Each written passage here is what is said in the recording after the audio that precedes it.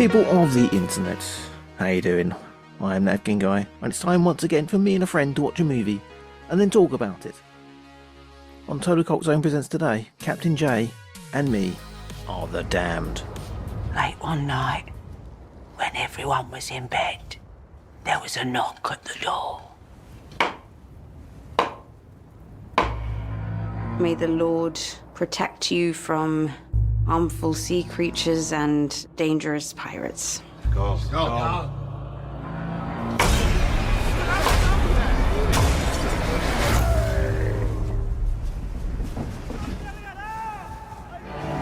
Poor bastards. We're not going to help them. Helping those men will put all of your lives at risk, and I cannot do that. Whatever wreckage can float, we'll stay close to them. There!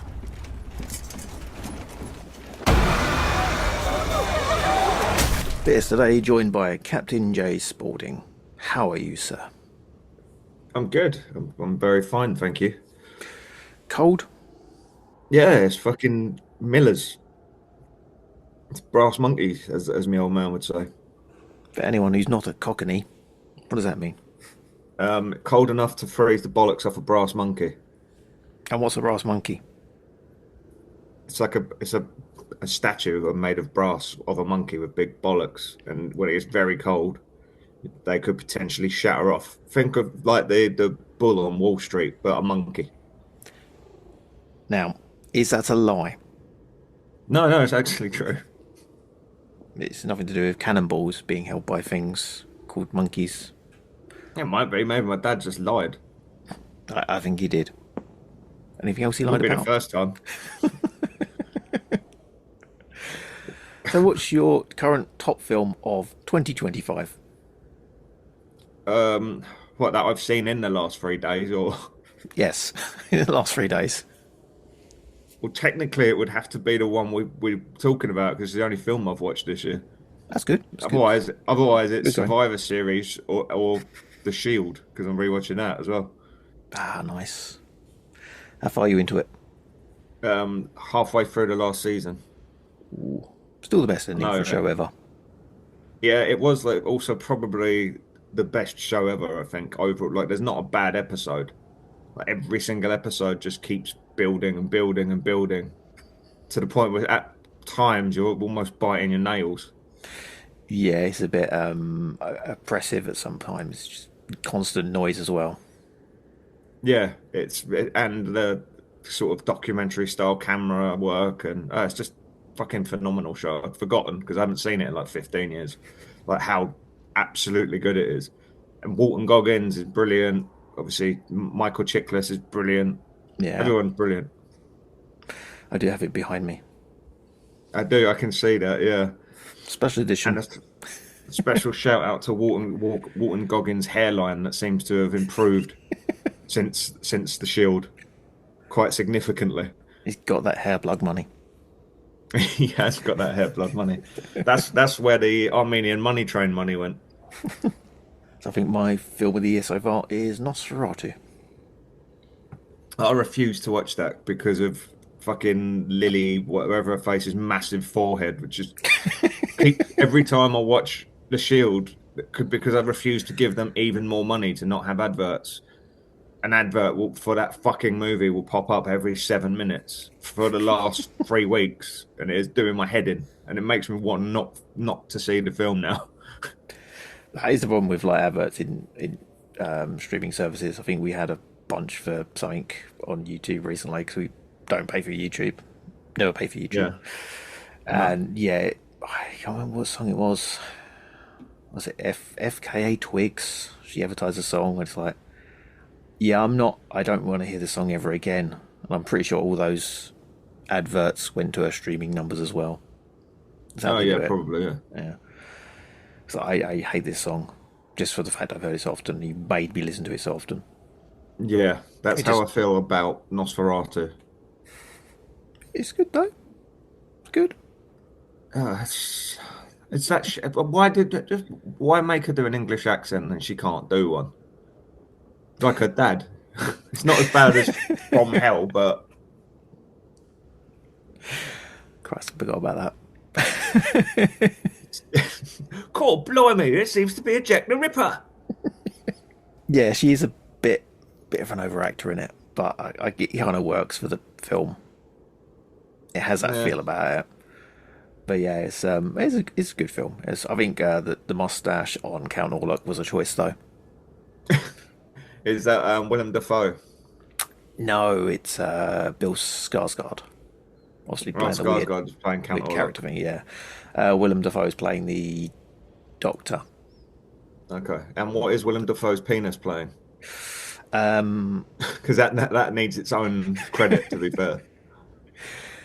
well, you still see Bill Skarsgård's penis a little bit. I do. Yeah, it's all in shadows. There's lots of shadows in the film, and it kind of works for it. And yeah, you do see a shadowy penis.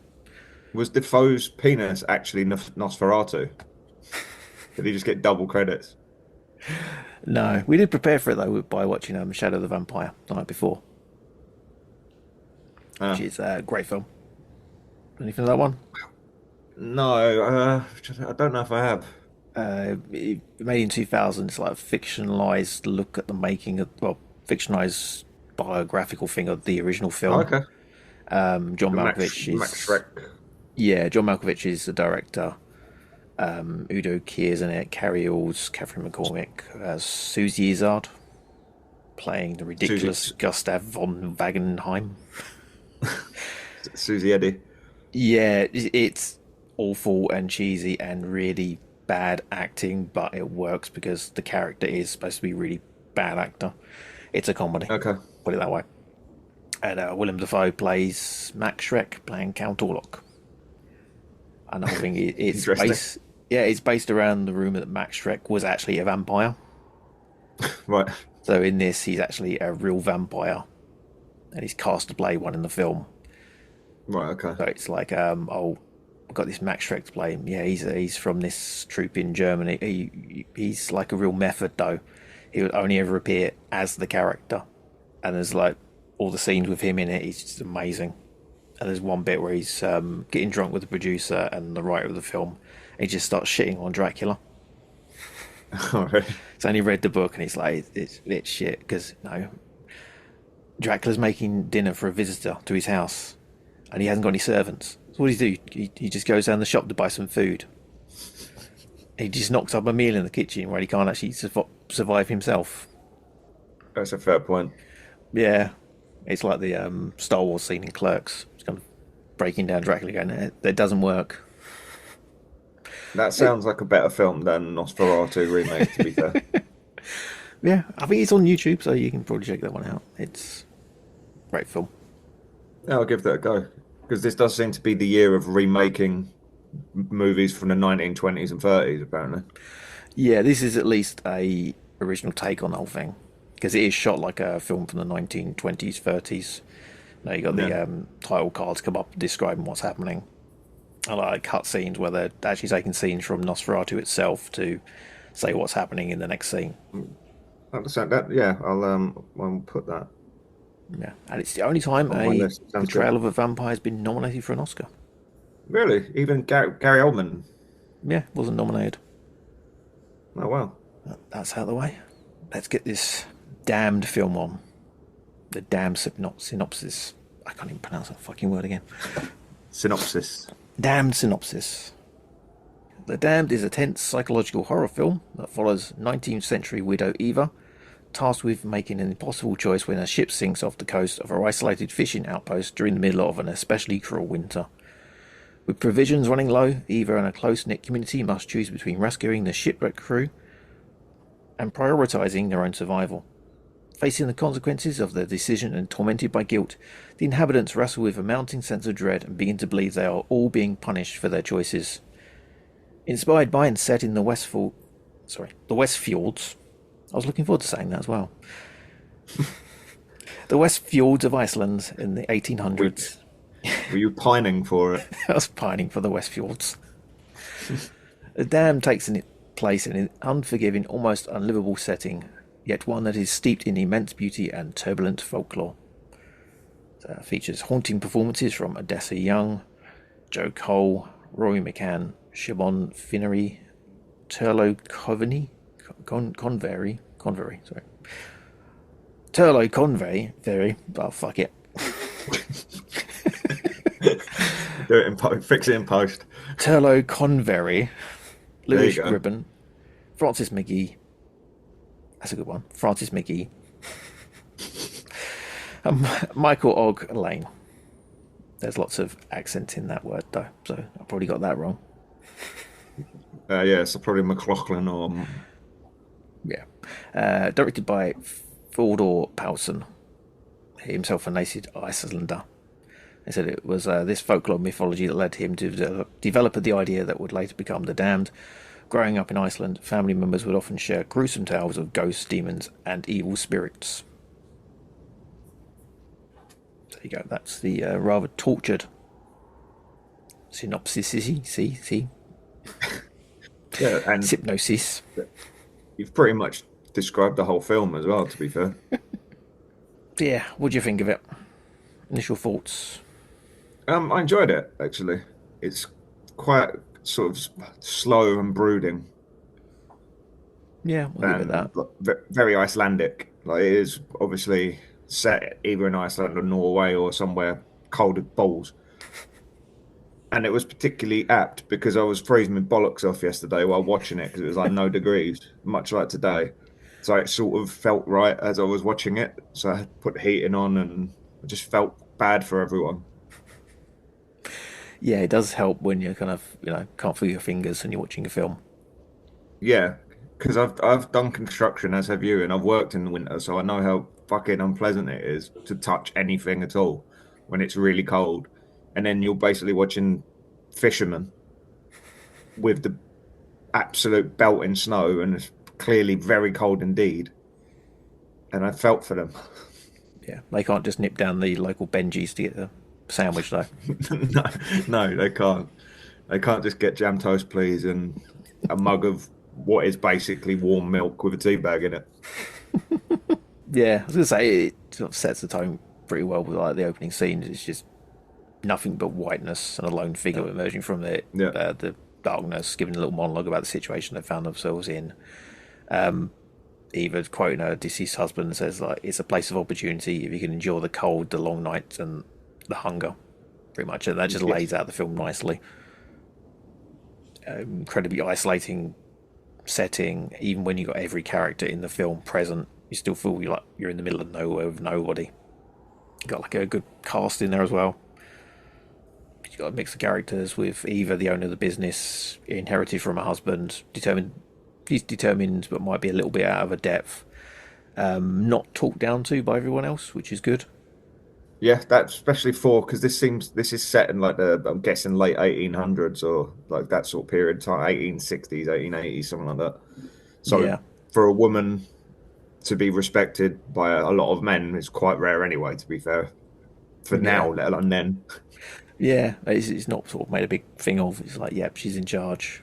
You got the grizzled old guy, Ragnar, Rory McCann, the who's he playing in Game of Thrones? That's the one, Hound. Yeah, the Hound from Game of Thrones. Yeah, grizzled veteran fisherman giving advice to people.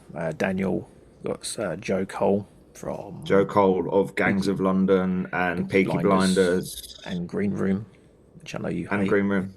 Yeah. I think he was in like Attack the Block or something, one of them sort of films as well. Yeah, recognise him from a few things. He's like the young, attractive guy who's conflicted about his feelings for Eva and put in charge of her, I think. Jonas, the religious kid, who's kind of annoying, but, religious people. Yeah, and also Christian in what seems to be more of like almost more folklory. Like the rest of them are not Christian per se. They seem to be more into the old ways, like the Wiccan-y sort of Icelandic or Nordic sort of beliefs. Yeah, because you got the old wives' tales and superstitions from Helga. Yes. He's probably the biggest spreader of fear and paranoia between everybody. Yeah. Which in this is... Yeah, you could argue it's all her fucking fault, to be fair. Yeah, I mean, that is the main theme of it, really, isn't it? It's like anything that's isolated in these areas is going to be like that. Everyone, I think, online is going to probably associate it with The Thing. Because, you know, cold weather and fear, paranoia. Yeah, and also The Shining. It had that Outlook Hotel kind of vibe, because it's isolation and cabin fever and extreme cold, and you can't go anywhere, and no one can come in. And being locked in a cabin with like 9 other people for 3 months, and you can't go anywhere, sounds like an absolute fucking hell to me. So yeah, just imagine if you were doing that with all the people you worked on site with. Yeah, for 3 months, we would definitely, many of us would end up dead. With a fair few claw hammers to the head. Yeah, exactly. Being stuck in a room with some of the colleagues we used to work with for more than a few hours is already somewhat hellish. Yeah. Well, this you got the inciting incident hits directly on the 15-minute mark, where they decide to try and salvage stuff from a sunken ship and end up having to, murder a bunch of people. That's not a spoiler. It's kind of the main point of the film. Well, as you do, to be fair. Yeah, and this leads to them having to grapple with the grief, guilt, and the Druga, the vengeful spirit. Because there's definitely a Druga in it. Yeah, definitely. Well, they talk about one a lot anyway. When it's not on screen, everyone must be talking about the Druga. Yes, and they do the monster very well in this as well, the Druga, because you never really see it. You're never quite sure what you're seeing. Yeah, and it's filmed in such a way that it's always either slightly out of shot or it's just in the dark. So it is kind of like a fever dream that you would have as a kid, where you're sort of staring into a dark corner and you can sort of see something, but you're not entirely certain. And then you look again and it's gone. It's a lot of that sort of effect to it. Yeah, the night paralysis. Fucking hell. Night paralysis. There you go. Yeah, which is almost as bad as night paralysis as well. Fuck up. Yeah, that night terrors, or if you've ever had like a flu fever dream. Oh yeah, that kind of feeling. Yeah, having a lot of them recently. But yeah, there's a few times when I've woken up in the night and you see like dressing gown on the cupboard, then it's like, oh shit, someone over there. Yeah, exactly that sort of feeling. Or like in our room, we used to have we've got a mirrored wardrobe, so you'd have a mirror at the end of the bed. And when you're kind of half asleep, right, that edge of sleep, you feel like something's fucking staring at you. We got a curtain over that fucking thing now, by the way. But like, you feel like there's something staring at you. Yeah, there's a lot of that. I mean, I say about Nosferatu is a bit shadowy. It has the same feel, like that style. You don't fully see things, and you're kind of squinting to see clearer. And you're having to do that when you're looking at a TV screen. It's like, it's not going to be any clearer. They don't want it to be clearer.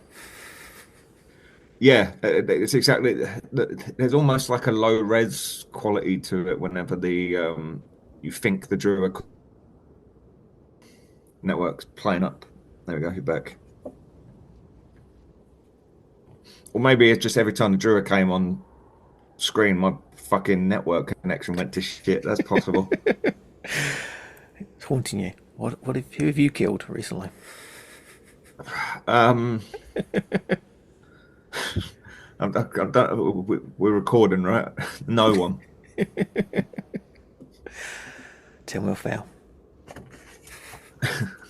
Recording stopped. Oh, okay, yeah. I killed 8 people. Did they deserve it? No. It's no fun if they deserve it. I'm not Dexter. Yeah, I think we've covered most of it really without going into massive spoilers. I think without spoiling anything, yeah. Yeah, we might have to do a 2-minute spoiler zone, but without spoiling, I think the ending it wraps up really quickly. Yeah, did feel a little bit anticlimactic, but I think we may be spoiled by the idea that you need to have a big blowout ending, and I did feel a little bit disappointed by it. But then I made me think about it, and I did actually watch it again today, making more notes.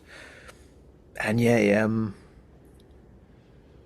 it made me think a lot. Like, it was like about how, was it really a monster? Was it just someone with the paranoia, which is where you come to the conclusion that it's more about paranoia and people being scared of things and misinformation, kind of. Because they're already paranoid and like heightened, small things that in isolation probably wouldn't have elicited much of an effect become amplified by that, which then kind of stokes the next thing. So like minor shit that happens that you would normally ignore, suddenly you start to read much more into it, and that's obviously furthers that kind of paranoia that keeps festering. I don't want to give anything away because it's quite pivotal to like what happens in the film, but so it's sort of like stoking the fears of things that don't exist to the point where we cause the issues of other people. So we give them the paranoia, the fear, the guilt, and those things are often misused by people. I think this isn't them misusing it. It's just like the old lady has the old wives' tales, and she's sort of passing that stuff on, and the religious guy is passing his stuff on, and it's kind of feeding at them. And if we really wanted to go into subtext, people coming over to our land on small boats, crossing dangerous seas. They directly do that quite blatantly as well, because they are foreigners as well. Foreigners coming over, taking in what we've got, and we don't have enough space. We're full. Basically. That's pretty much what they said during it. So I think they say those exact words. Yeah, there's not enough room. We're full. So not being willing to share, forgive, and ultimately the monster could be anybody. So I quite like the ending. I think that'll be a sticking point for a lot of people if they watch it and go, I liked it. I don't know that you could have wrapped it up in a way that would be completely satisfying anyway. Because one way or another, you have to kind of close that out. So you either leave the ending completely unclear or slightly unsatisfying. And it was slightly unsatisfying, but it makes sense, and I enjoyed it. I get why they did what they did with it. Okay, so I think we'll have to go to the 2 minute spoiler zone to say if we fully recommend it. That's an awkward one. I would recommend it, to be honest. If you like bleak horror and very sort of mood and dialogue driven, because there's very little happens most of the time. It's mainly dialogue and vibes. It's like very brooding, heavy sort of film. Yeah, I'd recommend it as well. It's like, I like the ending. I think that will be the only sticking point for a lot of people when they come out of it and go, that kind of ruined it. But like I say, it's all about the feeling during it, like isolation. It looks amazing. It does. It's beautifully shot. It's obviously been made for fuck all money, but they've done an incredible job with it. And like a stellar cast, everyone is very good at what they're doing. I think my partner Jane also recommends it. It's like the first one I've watched with her that's been sent through for review. And she's like, does this actually have people in it? I know that person from somewhere. Wow, this is an actual film, isn't it? Yeah. So she was impressed. Yeah. There's actual known actors in this one, which is not always the case with some of the films we've reviewed. Okay, so recommends all around. That's good. It should be out in a couple of days on the 10th of January, unless you're listening in 2027, and it's been out for 2 years. In which case, you can listen to the spoiler alerts, because fuck you, it's been out 2 years. Yeah, where can we find you online, or where can't we find you online?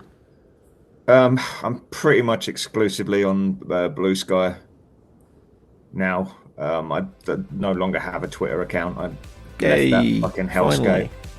Yeah, I left literally the day after the election. I was done. I'm like, okay, fuck this guy. And he continues to disappoint me, so it's good.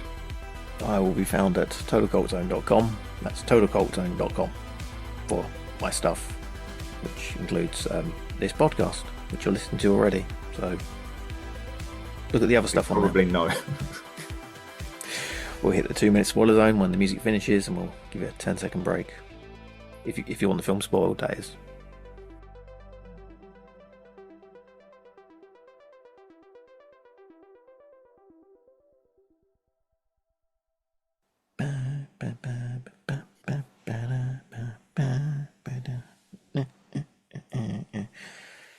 Cat has behaved himself. That's your spoiler there. 2-minute spoiler zone will start in a couple of seconds. If you don't want the film spoiled, turn off now. If you listen and get it spoiled, you can't complain. We warned you. Now, go for it. Joe Cole probably has the best scenes in this movie. In like his death scene is excellent. I did not quite see that happening, not that way anyway, not so graphically. Yeah. And when he twats the Portuguese lad in the face with an axe, that was quite sudden. I didn't really see that coming. Yeah, that was a bit of a surprise. And again, that was very brutal. They were the most graphic. When Big Lad gets his head smashed in with a hammer was quite good as well. Yeah, hammer outside there. I think there was a probably an easier way of actually dealing with that situation rather than smacking the guy up with a claw hammer. Rather than hitting someone in the head with a 4-pound lump hammer, yeah. Yeah, maybe go for a chokehold. Yeah, kick him in the wasn't big knackers. in that era. But yeah, end of the film, she just shoots the guy because it is a guy. It's not actually a demon at all. But then that's what we're saying. It's all about the monster being human, and she's the monster. Yes, in the end, because it was actually just some bloke nicking fish because he was starving, because they left him to drown and he lost all his friends.